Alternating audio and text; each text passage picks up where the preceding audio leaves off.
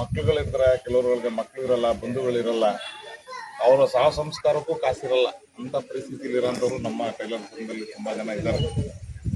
ಈಗ ಆ ಥರ ಆ ಮನೋಭಾವನೆ ಬಿಟ್ಬಿಡ್ಬೇಕು ಈಗ. ಯಾಕಂತಂದ್ರೆ ನಮ್ಮ ನೆರವು ನಿಧಿಯ ಸಮಿತಿ ಸದಸ್ಯರು ಎಲ್ಲರೂ ಇರೋದ್ರಿಂದ ಈಗ ನಾವೆಲ್ಲ ಒಂದು ಕುಟುಂಬ ಇದ್ದಂಗೆ. ಆ ಕುಟುಂಬದವ್ರು ಇರೋದ್ರಿಂದ ಇವತ್ತು ಆ ಭಯನೇ ಇಲ್ಲ, ನನಗೆ ಮಕ್ಕಳಿಲ್ಲ, ನನಗೆ ಬಂಧುಗಳಿಲ್ಲ ಅಂತ.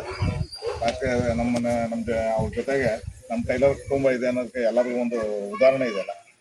ಅದರಿಂದ ಈ ಸಂಘಟನೆ ತುಂಬ ಚೆನ್ನಾಗಿ ಬೆಳೀಲಿ, ಇಂಥ ನೊಂದಿರೋ ಕುಟುಂಬಗಳಿಗೆ ಒಂದು ಹೆಲ್ಪ್ ಆಗಲಿ ಅನ್ನೋ ಒಂದು ದೃಷ್ಟಿಯಿಂದ ಈ ನೆರವು ನಿಧಿ ಕಾರ್ಯಕ್ರಮ ಒಂದು ಸಂಘವನ್ನು ಸ್ಥಾಪನೆ ಮಾಡಿ ತುಂಬ ಸುಂದರವಾಗಿ ಮಾಡ್ತಾ ಇದ್ದಾರೆ. ಇವತ್ತು ನಮ್ಮ ಸರಗೂರಿಗೆ ಆಗಮಿಸಿರುವಂಥ ಎಲ್ಲ ರಾಜ್ಯಾಧ್ಯಕ್ಷರು ಮತ್ತು ಜಿಲ್ಲಾಧ್ಯಕ್ಷರು, ತಾಲೂಕು ಅಧ್ಯಕ್ಷರು ನಮ್ಮ ಸರಗೂರ ಸಮಿತಿ ಪರವಾಗಿ ಎಲ್ಲರೂ ಹೊಂದಿಸ್ತೇನೆ. ಹಾಗೆಯೇ ಸೋಮಣ್ಣವರ ಕುಟುಂಬಕ್ಕೆ ಆ ದುಃಖ, ಅವರ ನೋವು, ಅವರು ಇಲ್ಲ ಅನ್ನೋ ಒಂದು ನೋವನ್ನು ತಡ್ಕೊಳ್ಳುವಂಥ ಶಕ್ತಿಯನ್ನು ಭಗವಂತ ಅಂತ ಭಗವಂತನಲ್ಲಿ ಪ್ರಾರ್ಥಿಸ್ತಾನೆ. ನಮ್ಮ ಮಾತು ಕೇಳಿದ ಮಕ್ಕಳುಗಳಿರ್ತಾರೆ, ಕೆಲವರಿಗೆ ಮಕ್ಕಳಿರಲ್ಲ, ಬಂಧುಗಳಿರಲ್ಲ, ಅವರ ಸಹ ಸಂಸ್ಕಾರಕ್ಕೂ ಕಾಸಿರಲ್ಲ ಅಂತ ಪರಿಸ್ಥಿತಿಲಿ ಇರೋಂಥವ್ರು ನಮ್ಮ ಟೈಲರ್ ಸಂಘದಲ್ಲಿ ತುಂಬಾ ಜನ ಇದ್ದಾರೆ.